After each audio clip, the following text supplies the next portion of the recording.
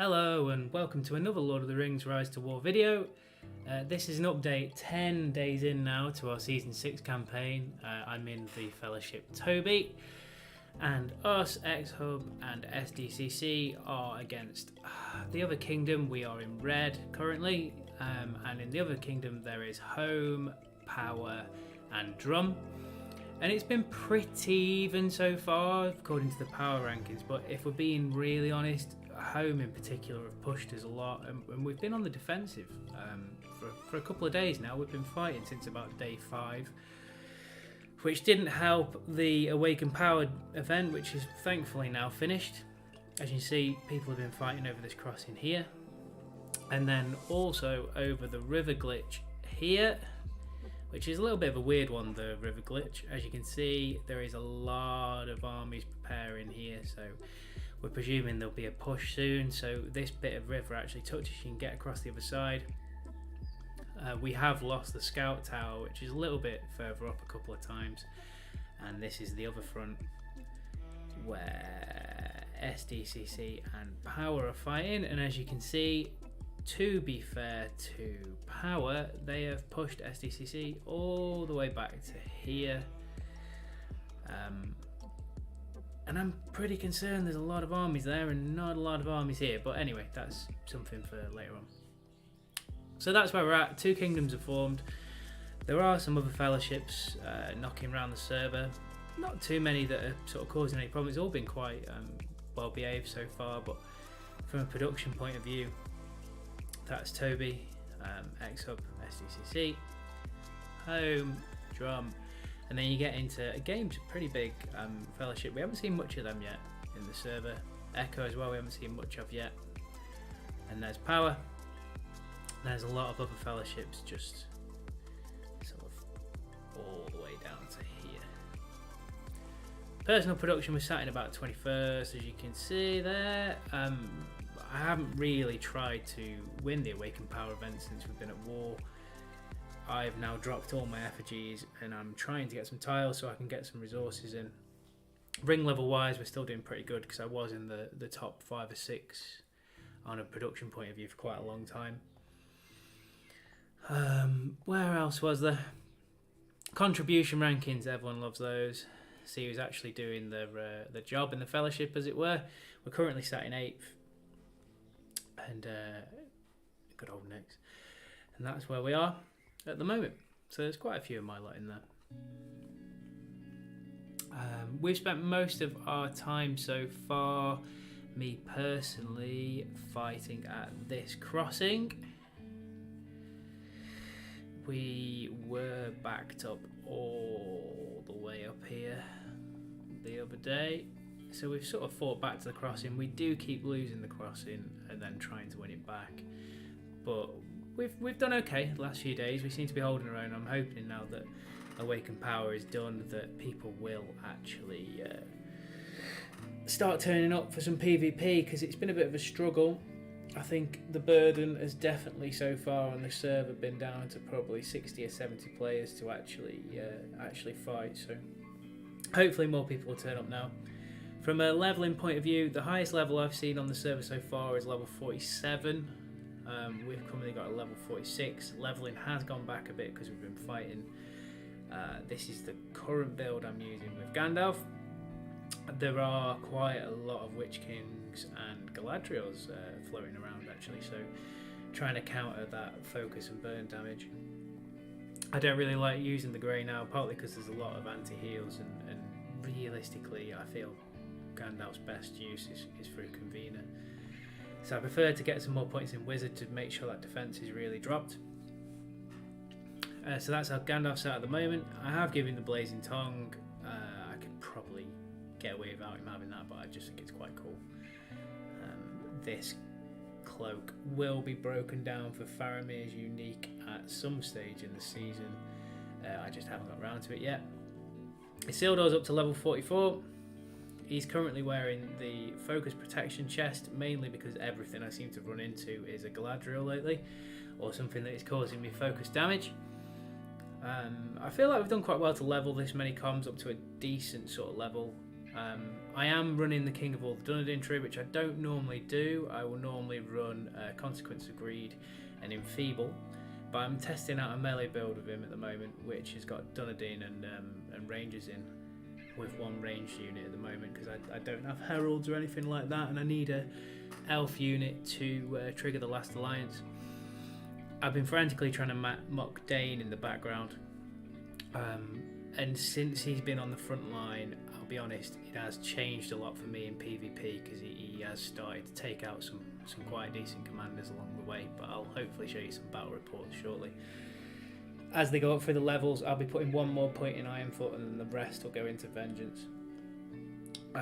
And that will pretty much be it. I might be able to sneak a point in Longbeard if I'm lucky, mainly because he's quite close to going up to Respect 14 now. 15, sorry, now.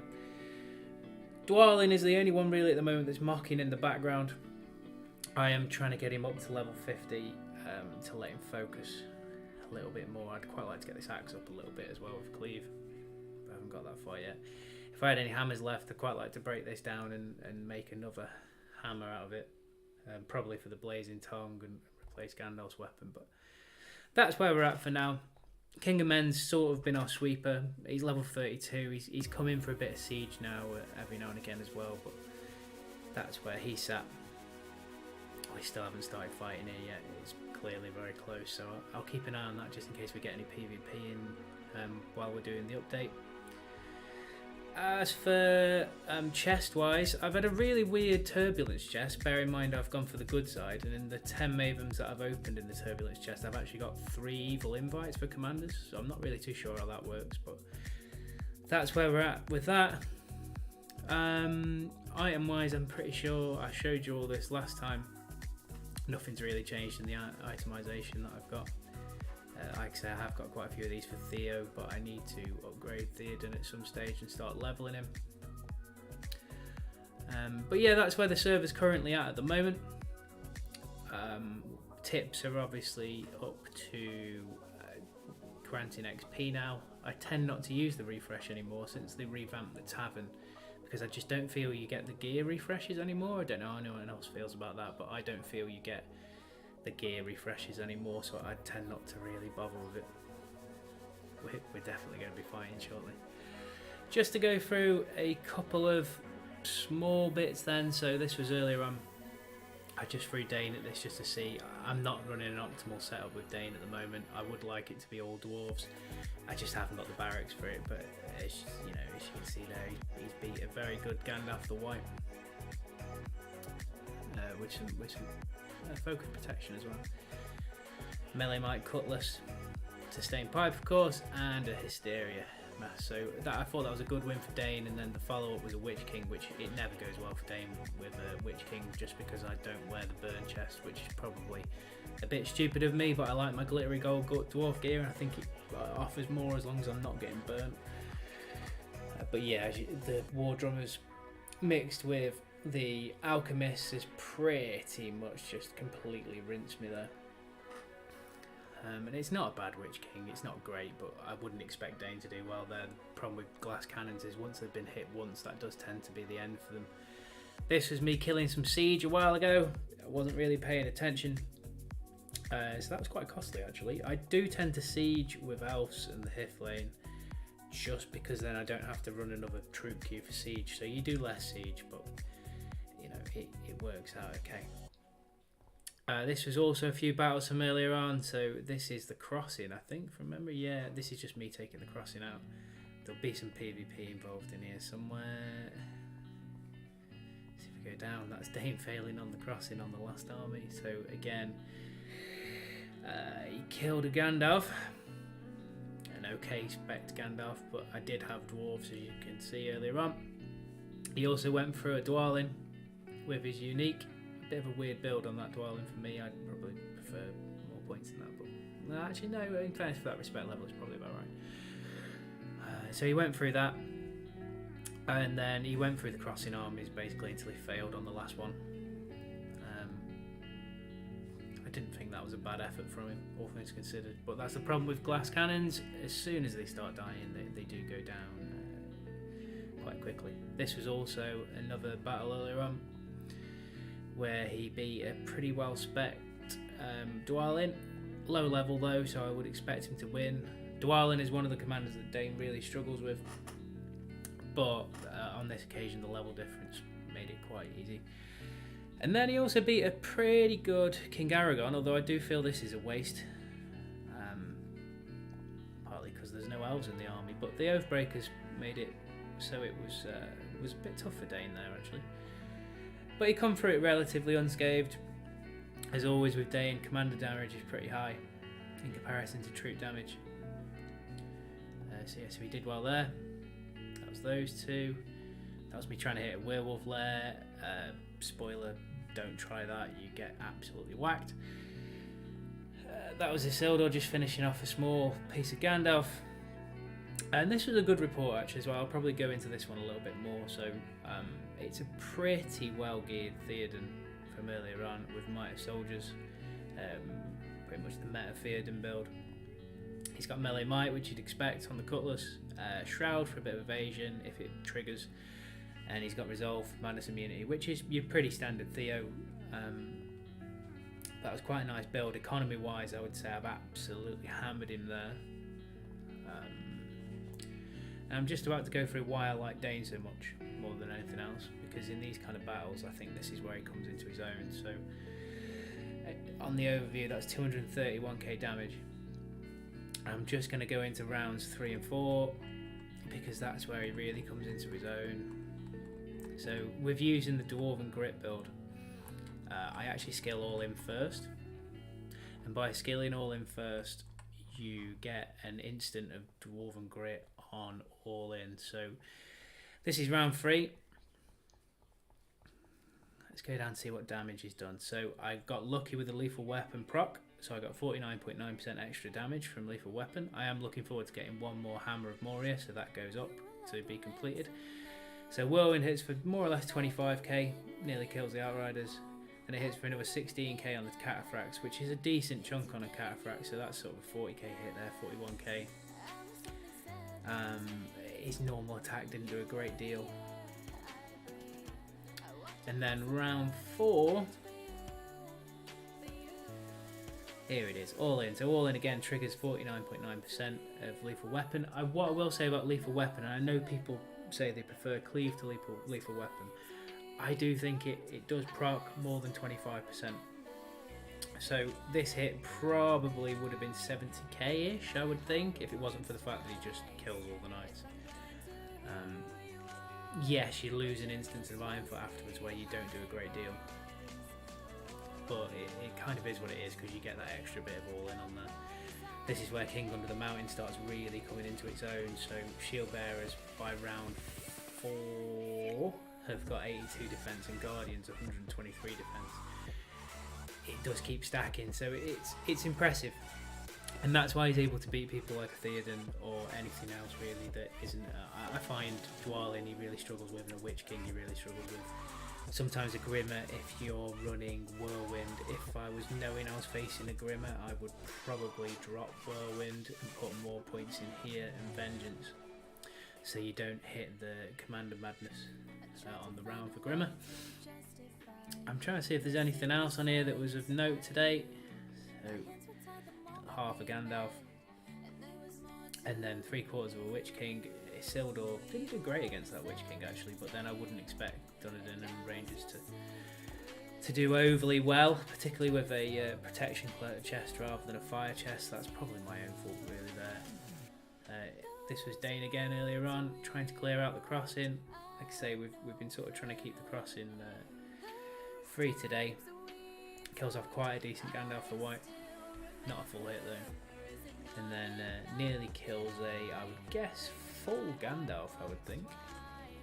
It's not the worst Gandalf, it's not the best, but it's, you know, it's a decent geared one. This was an attempt earlier on Mysterious Springs to get us up into 3rd place before we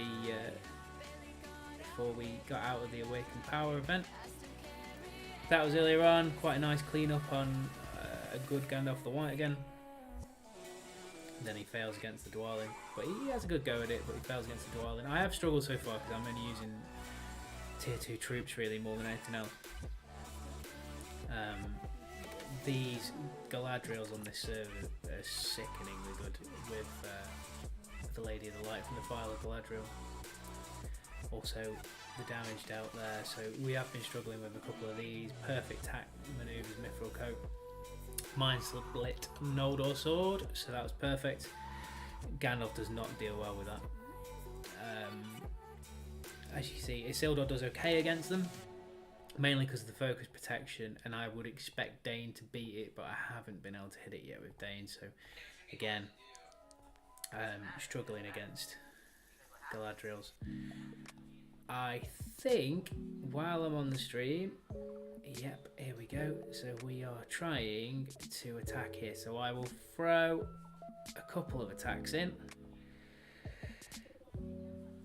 and then probably class that as an update on day 10. I'll probably do another video on where this river battle actually gets to. But we'll just wait around while we see these reports. I'll probably do another video maybe later on or tomorrow to see if we get pushed back or whether we get through this wall of forts, which is pretty impressive from home. There's HJW sat in his fort with his, I believe he said this afternoon, 560 points of barracks, which is quite impressive considering I think most people on here have got about 300 points. So we'll just wait while we do these hits.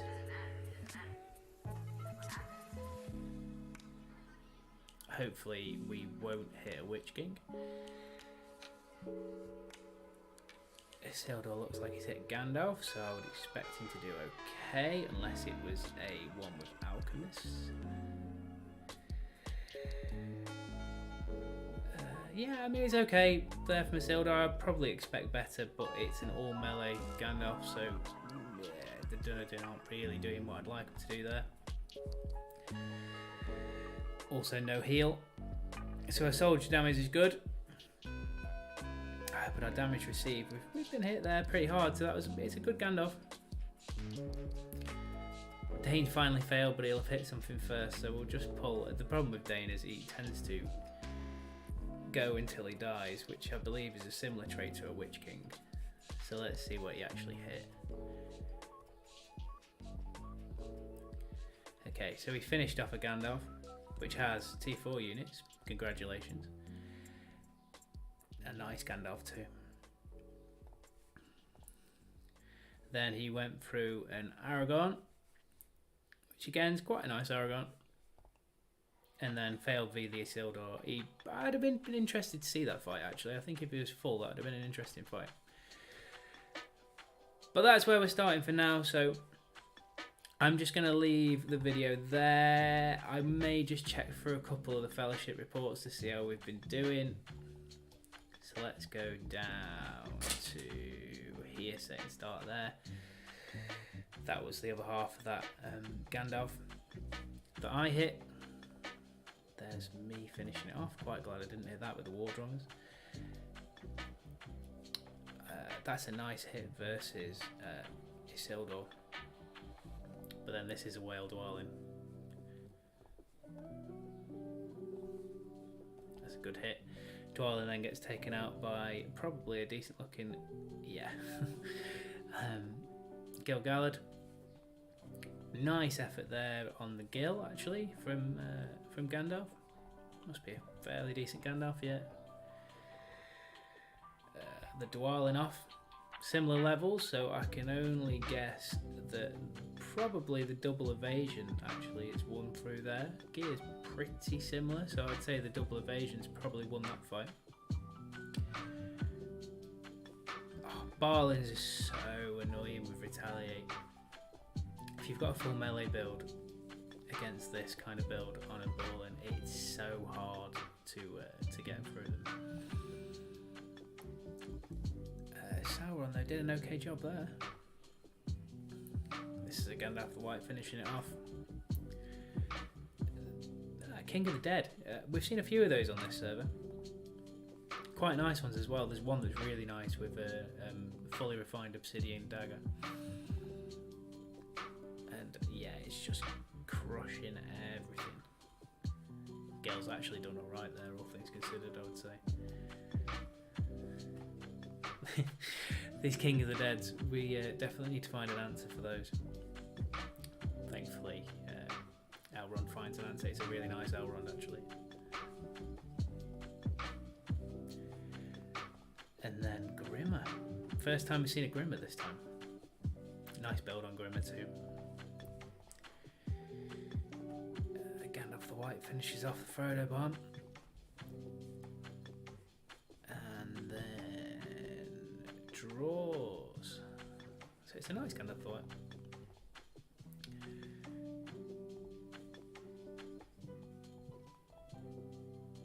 And there is a very long boring draw right there waiting to happen.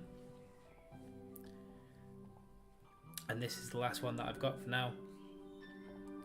This is quite a nice Haldir. Uses this quite a lot actually. And he's taking up the Gandalf. So that's where we're at the moment. I'm going to reinforce if I've hopefully got some troops and go again. But for the sake of this video, as I'll probably do the war one separately, thanks for watching if you've got all the way through. I hope you've enjoyed. I'll probably do another update, like I say, either later or in a couple of days' time, or possibly in the morning, something like that. But thanks for listening and watching, and if in doubt, always follow your nose.